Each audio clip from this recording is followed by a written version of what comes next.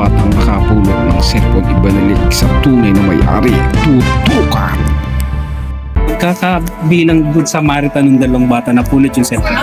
Oo. Mensahe po. Ayun, again, sa Panginoon po ang ating papuri.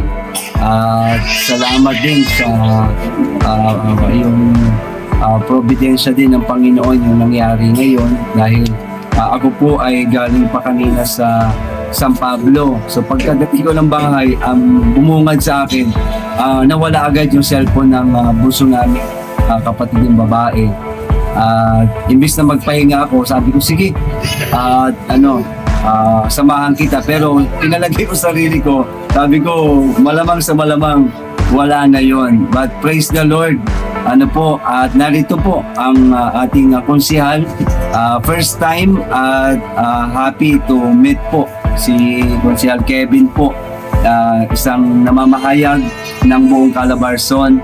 So saludo po ako sa kanya, sa kanyang pamilya. Talagang apply po ang kabutihan ng Good Samaritan o ang aming pinananampalatayanan. At ang salita ng Diyos ay tunay nga po na totoo at tunay na siyang liwanag po. Kaya napakabuti po na sila ay ginamit ng Panginoon. At kami po ay, alam ko hindi to aksidente, mga kababayan ko sa buong Calabarzon. At ako po ay nakaresidente rin po ng Dolores, Quezon, at the same time sa Laguna rin.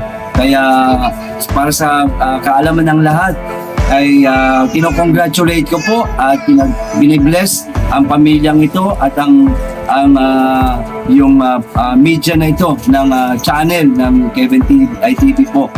Naway pagpalain po ang ito pong channel na ito at kumalat pa po sa lahat sa ating mga kababayan. Huwag po kayo mag-alala kung may mga nawawalang bagay po, maliit man na bagay o anumang bagay po, ipaalam niyo po. Meron siyang page, meron din siyang channel.